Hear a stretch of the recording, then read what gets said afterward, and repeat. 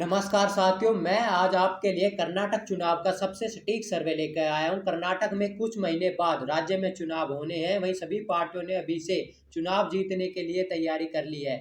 वहीं कर्नाटक राज्य में 2019 में किसी भी पार्टी को बहुमत नहीं मिला था। वहीं कांग्रेस जेडीएस ने मिलकर सरकार बना ली थी, लेकिन कुछ महीने बाद बीजेपी पार्टी ने कांग्रेस के कुछ विधायकों को तोड़कर अपनी सरकार बना ली थी। वहीं कर्नाटक में कुल 224 विधानसभा की सीटें आती है, जिसमें बहुमत के लिए 1 से 13 सीटें चाहिए सरकार बनाने के लिए। वहीं 2018 के चुनाव में बीजेपी को 104 सीटें मिली थी, कांग्रेस को यहाँ पर 80 सीटें मिली थी। वहीं जेडीएस पार्टी को यहाँ 37 सीटें मिली थी। वहीं अदर्स को भी यहाँ 3 सीटें मिलने में कामयाबी प्राप्त हुई थी। कांग्रेस के लिए कर्नाटक जीतना और भी ज्यादा जरूरी है, क्योंकि कांग्रेस अध्यक्ष खड़गे का यह गृह राज्य है, इसलिए यहाँ पर लड़ाई देखना और दिलचस्प हो जाता है। वहीं अब चुनाव के मुद्दे के बारे में बात करते हैं, तो सर्वे में चुनाव में मुद्दे क्या होने वाले हैं कर्नाटक में। तो बेरोजगारी यहाँ पर 35% जनता कहती है हम बेरोजगारी के मुद्दे पर वोट करेंगे। वहीं महंगाई को 24% जनता कहती है महंगाई के पर वोट करेंगे। वहीं भ्रष्टाचार को 12% लोग कहते हैं कि हम भ्रष्टाचार पर वोट करेंगे। विकास को 15%, सांसदों की छवि पर 8% वोट करने के लिए जनता बोल रही है। वहीं अन्य मुद्दे पर स्थानीय मुद्दे पर 6% जनता कह रही है कि हम वोट करने की तैयार है। वहीं अगला सवाल यह है कि सर्वे में आप किसको सीएम देखना चाहते हैं। तो बसराव बोमई को, जो कि वर्तमान सीएम है, उसको 23% जनता वोट करना चाहती है। वहीं सिद्धरमैया कांग्रेस के पूर्व सीएम को 28% जनता वोट करना चाहती है। वहीं बीएस येदियुरप्पा पूर्व बीजेपी के सीएम को 14%। वहीं डीके शिव कुमार जो कांग्रेस के प्रदेश सदस्य है, उनको 12% जनता वोट करना चाहती है। वहीं कुमार स्वामी जेडीएस के जो पूर्व सीएम कांग्रेस और जेडीएस का गठबंधन हुआ था, जो उसमें मुख्यमंत्री बने थे, उनको 9% जनता पसंद कर रही है। वहीं अन्य चेहरों को 14% जनता पसंद कर रही है। वहीं अगला सवाल यह है कि क्या राहुल गांधी की भारत जोड़ो यात्रा से कांग्रेस को कर्नाटक में बेनिफिट होगा। तो 48% जनता कहती है हाँ कांग्रेस को बेनिफिट होगा। वहीं 33% जनता कहती है नहीं होगा। वहीं कह नहीं सकते वालों की संख्या 19% है। अब शुरू करते हैं चुनाव का सर्वे। हम आपको हर जिले का एक एक सीटों का सर्वे बताएंगे कि कौन सी पार्टी जीतने वाली है, कौन सी पार्टी हारने वाली है। तो पहला जिले की बात करें तो बेलगाम जिला है, जहां पर 18 विधानसभा की सीटें आती है। वहीं कांग्रेस पार्टी को यहाँ 18 में से 9 सीटें मिलती दिख रही है। वहीं बीजेपी को यहाँ 8 सीटें मिलती दिख रही है। वहीं जेडीएस का खाता नहीं खुलेगा, अदर्स को भी यहाँ 1 सीटें मिलती दिख रही है। वहीं अगला जिले की बात करें तो बागलकोट जिला है, जहां पर 7 विधानसभा की सीटें आती है। कांग्रेस को 5 सीटें मिलती दिख रही है, बीजेपी को यहाँ 2 सीटें मिलती दिख रही है। जेडीएस का यहाँ खाता नहीं खुलेगा। वहीं अदर्स का भी यहाँ खाता खुलता नहीं दिख रहा है। वहीं अगला जिले की बात करें तो विजयपुरा जिला है, जहां पर 8 विधानसभा की सीटें आती है। वहीं कांग्रेस को यहाँ 4 सीटें मिलती दिख रही है। वहीं भाजपा को यहाँ 2 सीटें मिलती दिख रही है। वहीं जेडीएस पार्टी को भी 2 सीटें मिलती दिख रही है। अदर्स का यहाँ खाता नहीं खुलेगा। वहीं अगला जिला की बात करें तो कालाबुरागी जिला है, जिसको गुलबर्गा जिला भी कहते हैं। यहाँ पर 9 विधानसभा की सीटें आती है। वहीं कांग्रेस पार्टी को यहाँ 6 सीटें मिलती दिख रही है।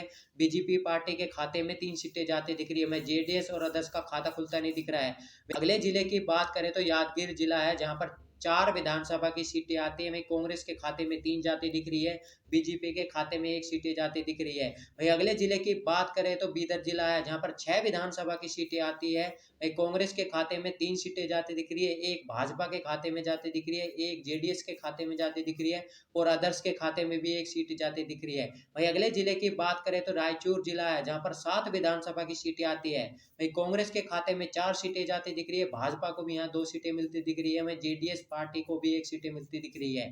वहीं अगला जिले की बात करें तो कोपल जिला है, जहां पर 5 विधानसभा की सीटें आती है। वहीं कांग्रेस के खाते में यहाँ 3 सीटें जाती दिख रही है, 1 भाजपा को मिलती दिख रही है, 1 जेडीएस पार्टी को मिलती दिख रही है। वहीं अगले जिले की बात करें तो गडक जिला है, जहां पर 4 विधानसभा की सीटें आती है। वहीं कांग्रेस के खाते में यहाँ 2 सीटें जाती दिख रही है, 2 भाजपा को मिलती दिख रही है। वहीं अगले जिले की बात करें तो धारवाड़ जिला है, जहां पर 7 विधानसभा की सीटें आती है। वहीं कांग्रेस के खाते में 4 सीटें जाती दिख रही है, भाजपा को यहाँ 2 सीटें मिलती दिख रही है, 1 जेडीएस के खाते में भी जाती दिख रही है। वहीं अगले जिले की बात करें तो उत्तर कन्नड़ जिला है, जहां पर 6 विधानसभा की सीटें आती है। कांग्रेस को यहाँ 3 सीटें मिलती दिख रही है, भाजपा के खाते में 2 सीटें जाती दिख रही है, वहीं 1 अदर्स के खाते में जाती दिख रही है। अगले जिले की बात करें तो हावेरी जिला है, जहां पर 6 विधानसभा की सीटें आती है। कांग्रेस के खाते में यहाँ 4 सीटें जाती दिख रही है, भाजपा को यहाँ 1 सीटें मिलती दिख रही है, वहीं अदर्स के खाते में भी यहाँ 1 सीटें जाती दिख रही है। वहीं अगले जिला की बात करें तो बेल्लारी जिला है, जहाँ पर 9 विधानसभा की सीटें आती है। वहीं कांग्रेस के खाते में यहाँ 5 सीटें जाती दिख रही है, भाजपा को यहाँ 3 सीटें मिलती दिख रही है, वहीं जेडीएस पार्टी को भी 1 सीटें मिलती दिख रही है। वहीं अगले जिले की बात करें तो चित्रदुर्ग जिला है, जहाँ पर 6 विधानसभा की सीटें आती है, जिसे कांग्रेस को यहाँ पर 3 सीटें मिलती दिख रही है, जिसमें बीजेपी को यहाँ 2 सीटें मिलती दिख रही है। वहीं जेडीएस का खाता नहीं खुल रहा, अदर्स को भी यहाँ 1 सीटें मिलती दिख रही है।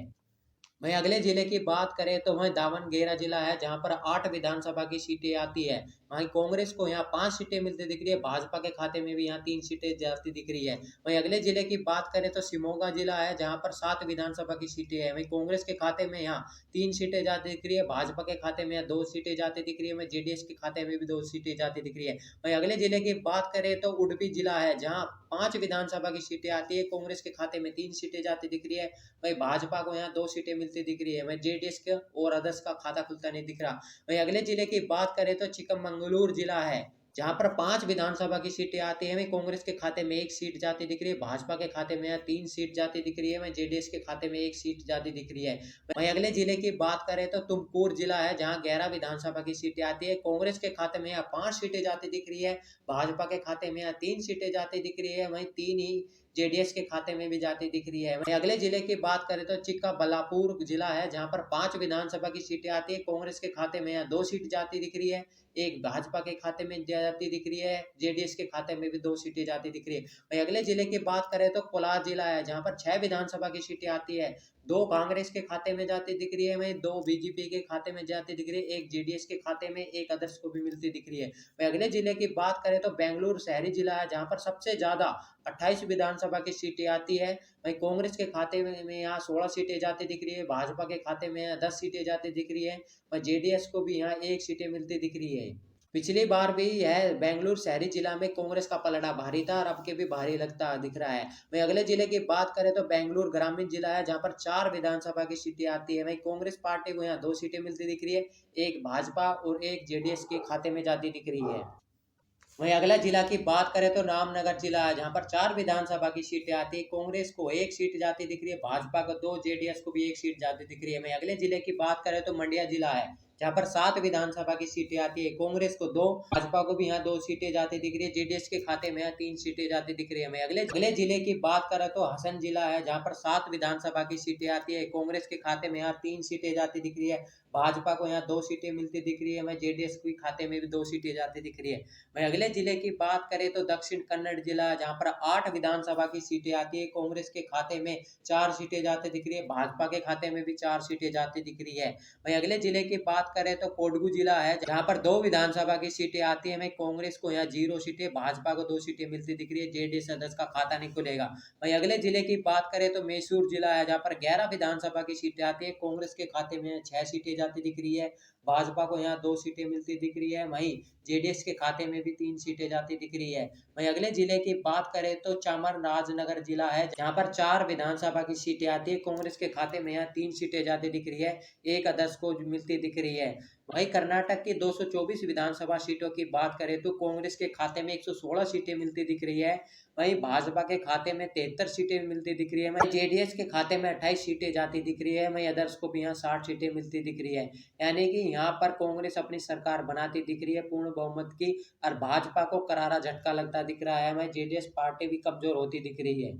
वहीं वोट शेयर की बात करें तो कांग्रेस के खाते में 41% वोट शेयर जाता दिख रहा है, वहीं बीजेपी के खाते में 35% वोट शेयर जाता दिख रहा है, वहीं जेडीएस के खाते में 17% वोट शेयर जाता दिख रहा है, वहीं अदर्स को भी यहाँ 7% वोट शेयर मिलता दिख रहा है। यानी कि अगले कुछ महीने में कर्नाटक में होने वाले चुनाव में कांग्रेस पार्टी अच्छा प्रदर्शन कर सकती है, वहीं भाजपा को झटका लग सकता है। देखते हैं कौन सी पार्टी जीतती है। वीडियो अच्छी लगे तो एक लाइक और चैनल को सब्सक्राइब करना ना भूले। जय हिंद, जय भारत, वंदे मातरम।